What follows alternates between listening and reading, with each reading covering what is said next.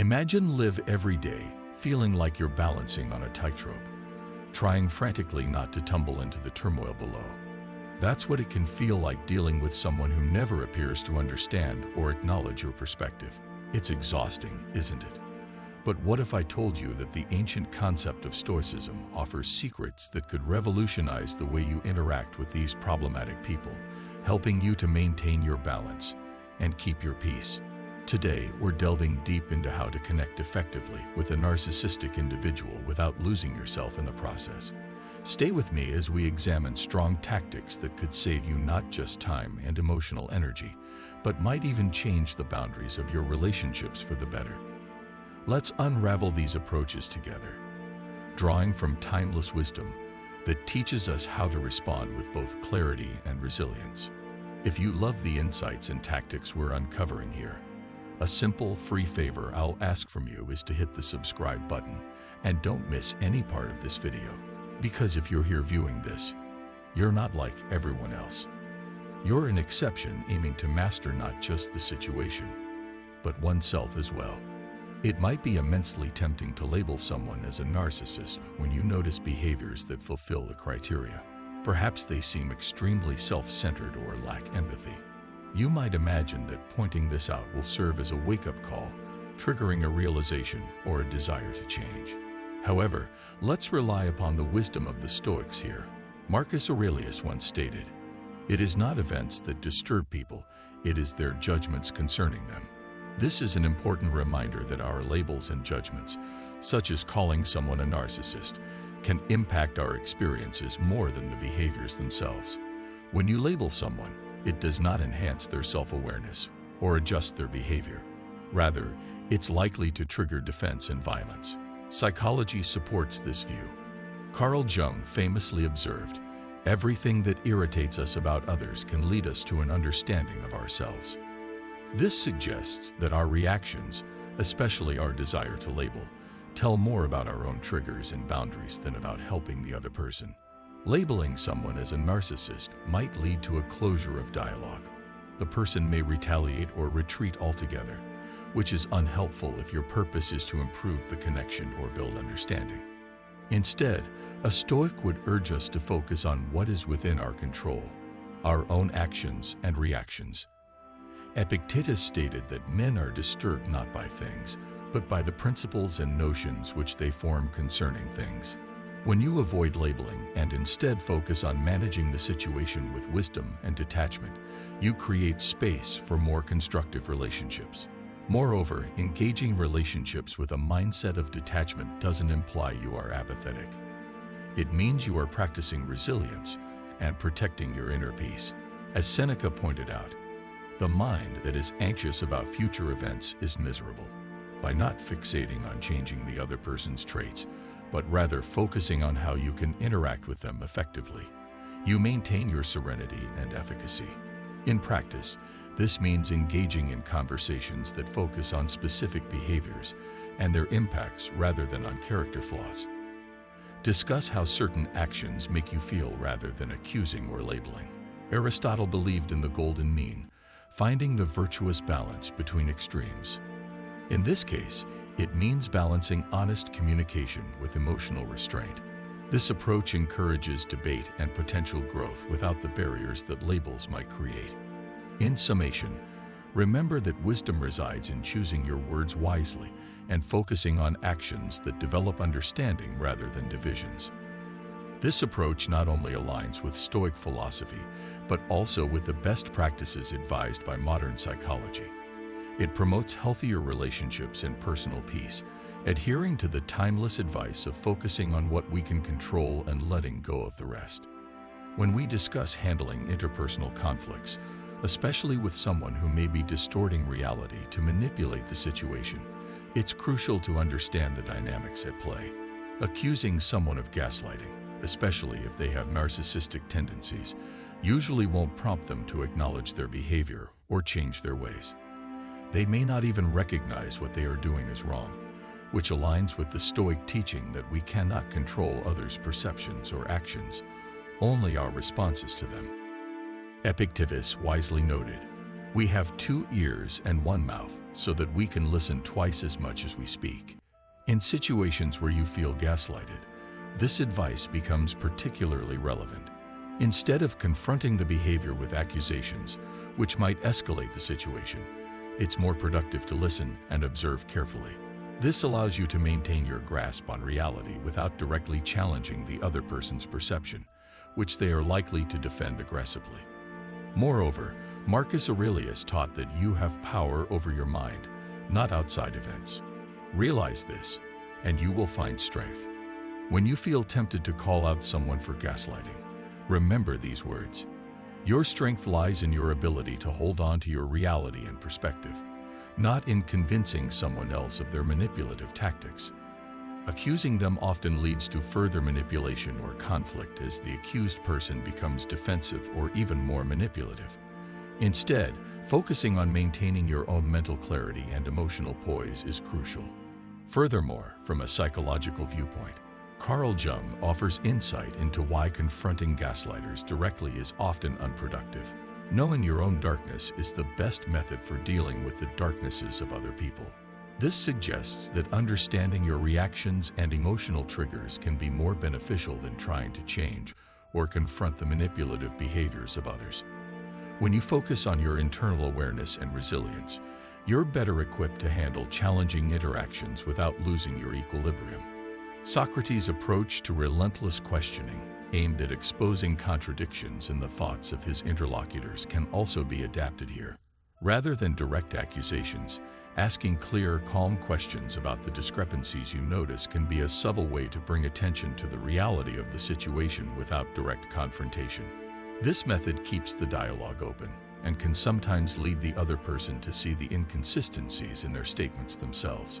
While it's natural to want to confront and stop gaslighting behavior directly, the Stoic approach of focusing on self-control and maintaining personal integrity offers a more effective strategy.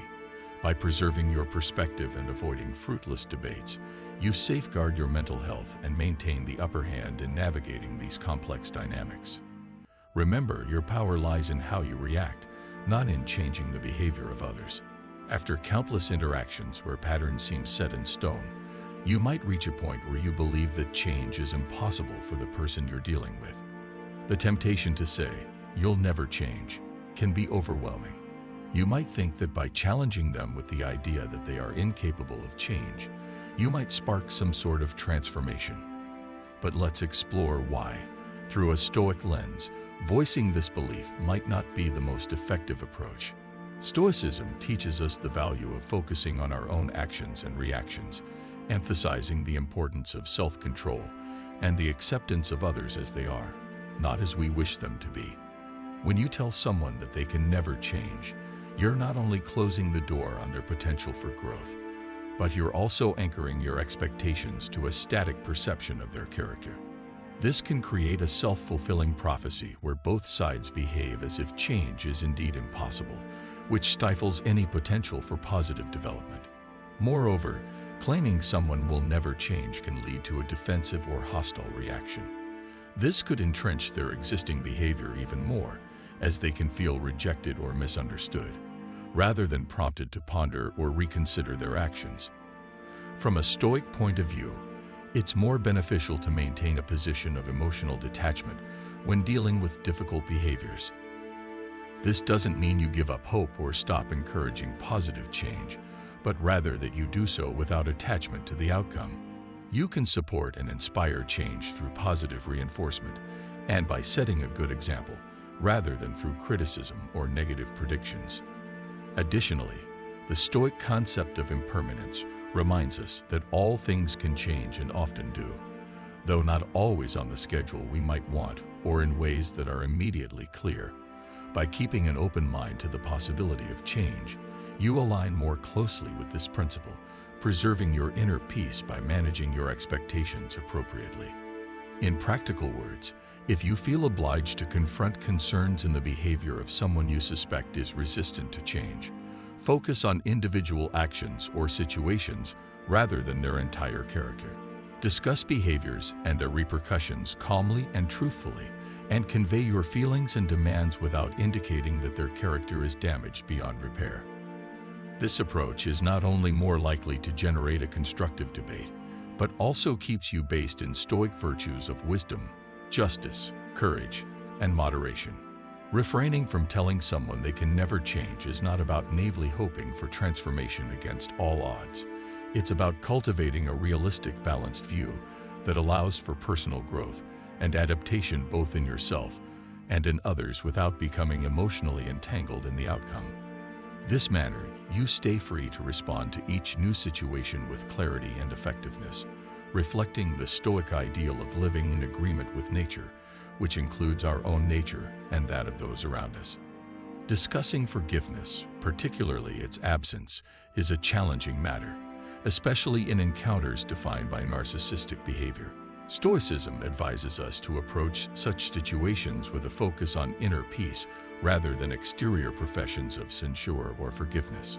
Marcus Aurelius once stated, "Be tolerant with others and strict with yourself." This means that forgiveness, at its foundation, is not always about the other person's actions, but about maintaining your own serenity and moral integrity.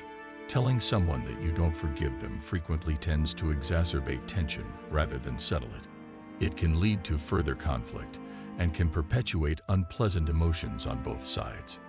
The Stoic view, influenced by writers like Epictetus, suggests that it's not what happens to you, but how you react to it that matters. When you choose to tell someone you don't forgive them, you're focusing on reaction rather than on productive answer. You could feel momentarily justified, but this frequently accomplishes little to promote your personal peace or to improve the situation. Furthermore, forgiveness in Stoicism can be understood as an exercise in understanding the limitations and failures of others. Seneca remarked, "To err is human, to forgive divine." This isn't to argue that one should always forgive, but that the capacity to forgive or to withhold forgiveness should come from a place of compassion and understanding, not from anger or a desire for payback. When dealing with someone who exhibits narcissistic qualities, expressing your non-forgiveness does not align with the Stoic goal of fostering virtue and emotional resilience. Aristotle contributes to this issue by emphasizing the golden mean, the virtue of finding the balance between excess and insufficiency. In the case of forgiveness, this means negotiating between the extremes of hanging onto grudges and granting hasty forgiveness that may not acknowledge actual hurt or wrongdoing. By choosing not to publicly announce non-forgiveness, you keep to a balanced path that allows for personal emotional wellness and impartial assessment of relationships. Carl Jung also recognized the psychological relevance of integrating shadow parts to promote individuation and personal progress. He would suggest that understanding the darker sides of both ourselves and others, without rapid judgment or reaction, can lead to greater insights and emotional growth. This concept supports the idea of quiet forgiveness or emotional detachment, when you acknowledge the harmful behavior but choose a path of healing that does not include confrontation. In practical words, instead of telling someone you do not forgive them, consider focusing on what behaviors you can accept, how you can set healthy boundaries, and the ways in which you can go ahead with or without that person in your life. This doesn't imply you dismiss the wrong done to you. Rather, it means you are choosing a more personal and inwardly oriented path to recovery, one that doesn't rest on the other's admission or apology, but on your own well-being and peace. While the thought of not forgiving someone can feel empowering, it typically leads to more personal pain than resolution. The Stoic approach would advise us to focus on our own inner peace, emotional detachment, and personal virtue, building an environment in which we may thrive regardless of how others choose to behave. This manner, we maintain not just our peace, but also our power in negotiating difficult interpersonal dynamics. Thank you very much for joining me today. I hope these insights help you manage your relationships with more peace and understanding, embracing the Stoic virtues of wisdom and emotional resilience. Remember, the strength lies within you, and every interaction is an opportunity to practice your principles. If you found this video helpful, please check out the suggested videos on the screen for further guidance and inspiration. Thank you for being a part of the Stoic Journal community. Together, we learn, we grow, and we find our path to inner peace. Take care, and I'll see you in the future video.